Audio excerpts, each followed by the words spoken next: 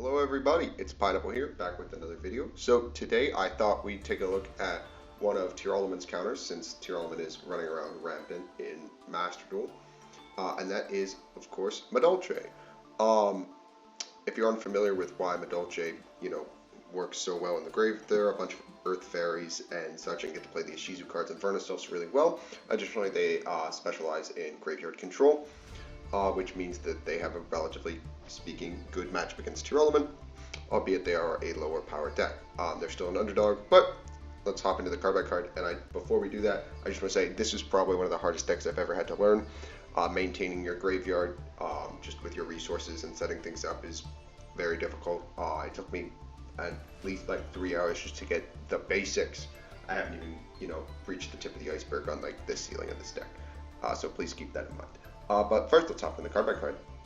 First up, one Herald of Orange Light. We play a whole bunch of fairies, and subsequently, Orange Light is freaking awesome. Not a lot to say. It's Orange Light.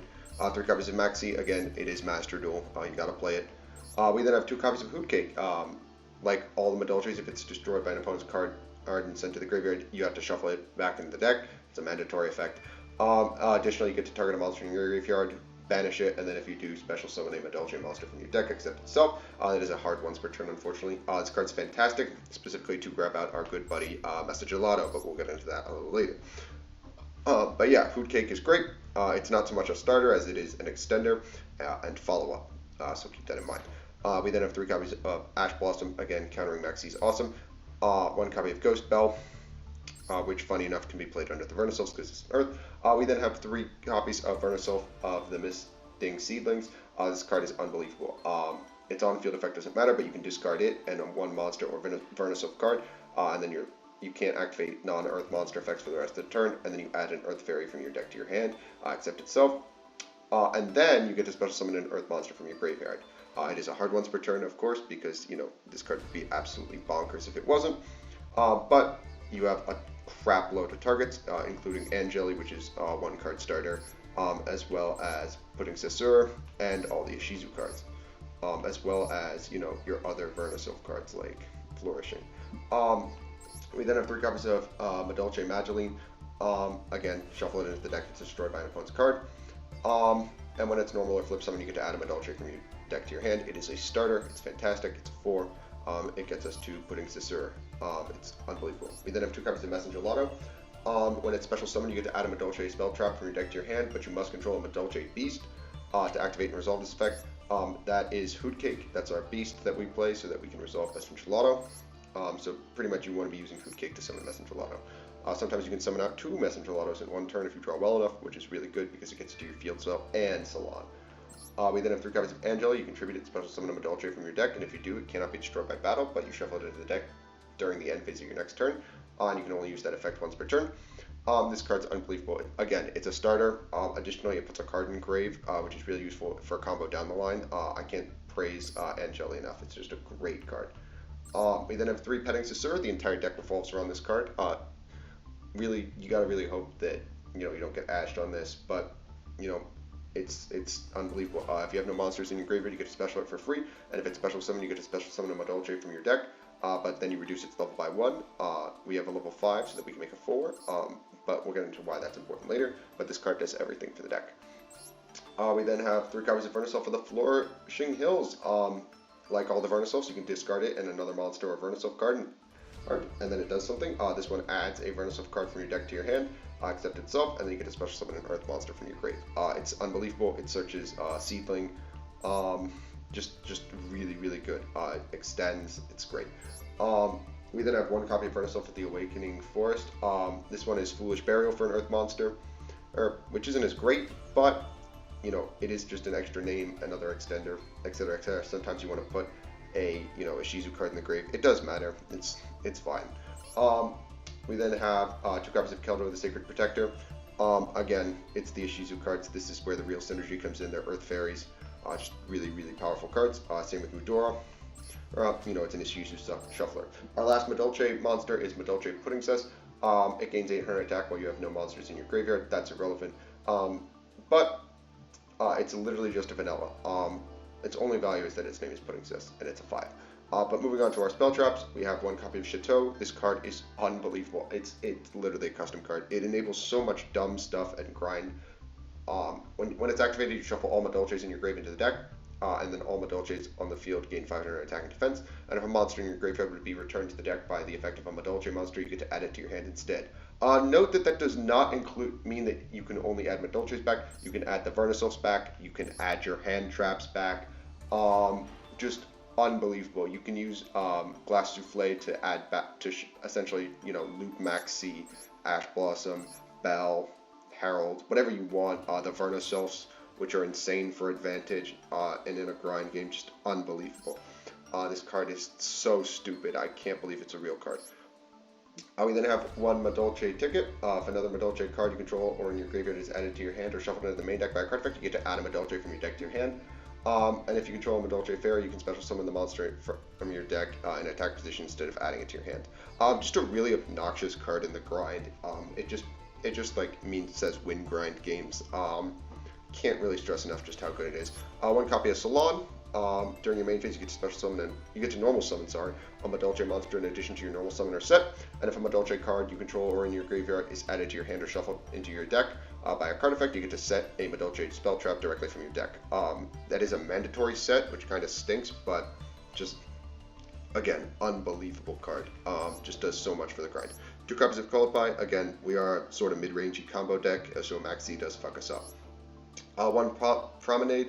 You get to target a face-up card your opponent controls and one Madolche monster you control or in your graveyard, negate the effects of your opponent's card until the end of the turn, and then return the monster to your hand.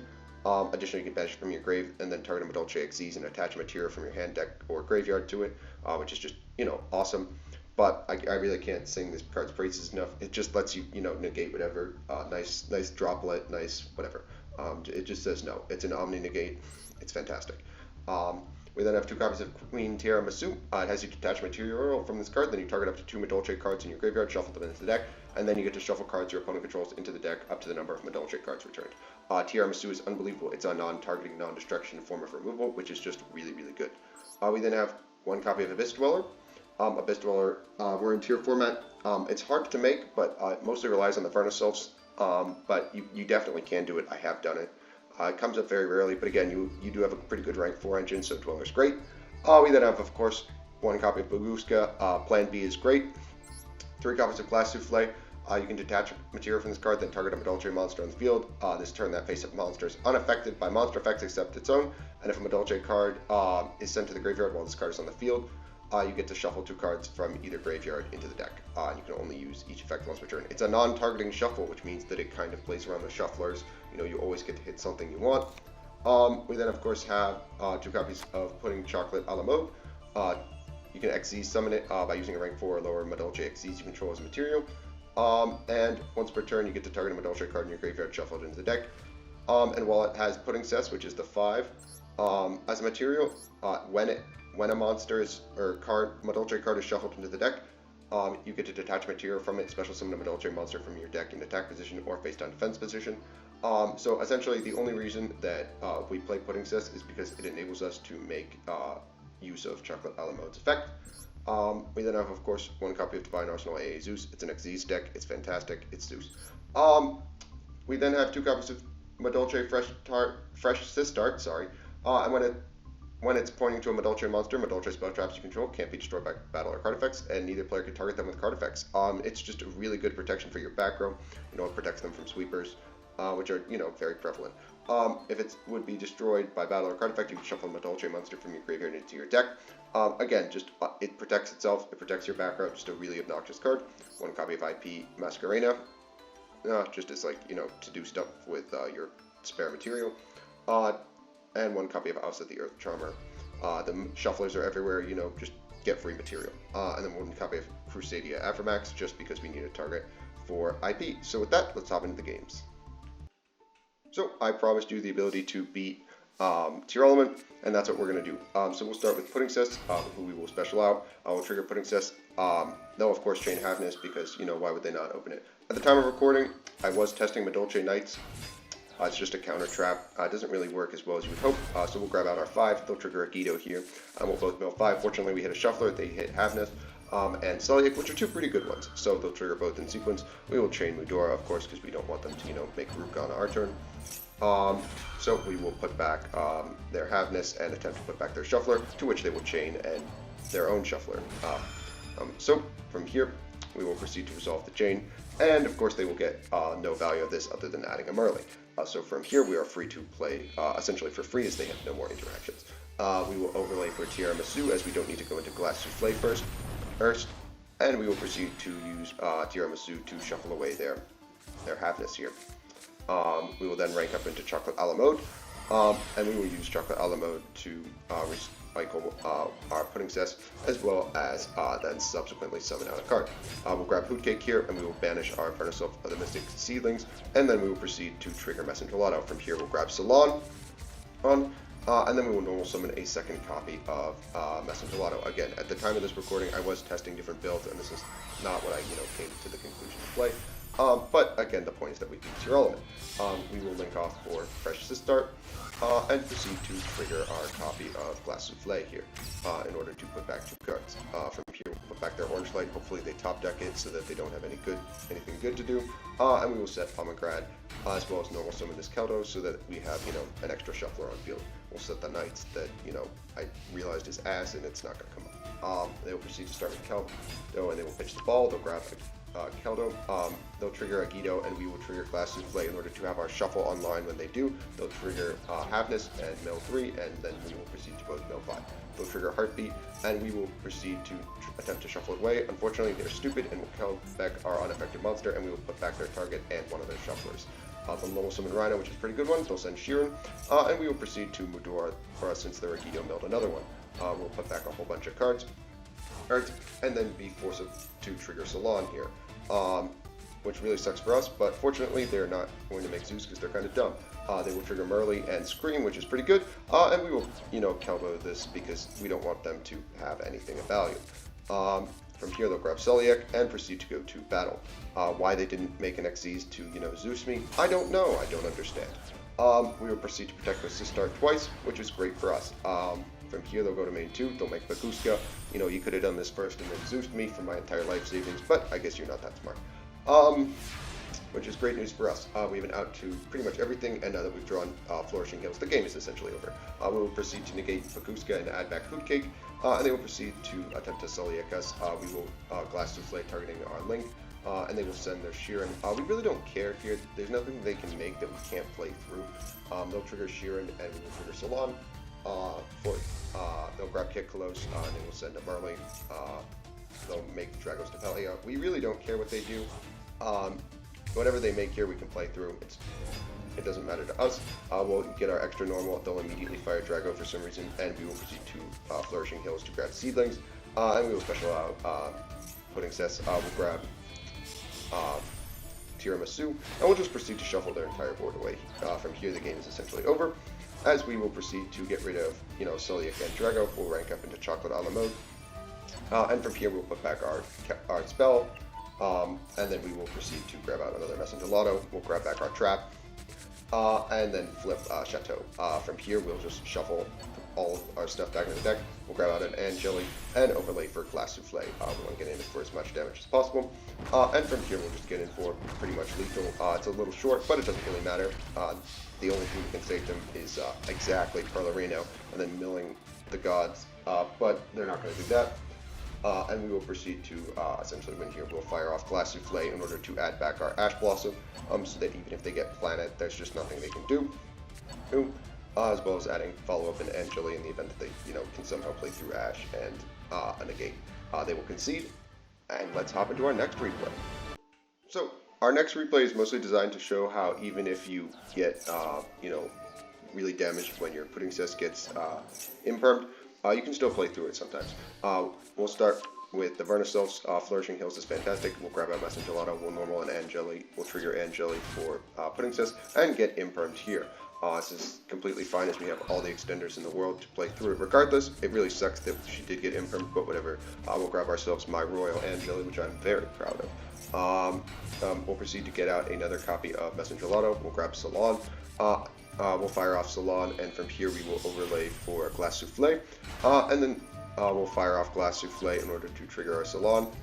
We'll put back a Imperm and a Messenger Lotto, and trigger Salon. We'll grab Promenade, sorry, I can't pronounce these names. We'll make Sistart and pass back to our opponent. From here, we're kind of just chilling. They'll start, of course, with, Droplet, but this is completely fine because Promenade is a stupid card. We'll negate their Promenade and add back Food Cake. We'll fire off Branded in red for this tragedy, but there's literally nothing they can do from here. And they will subsequently be forced to concede.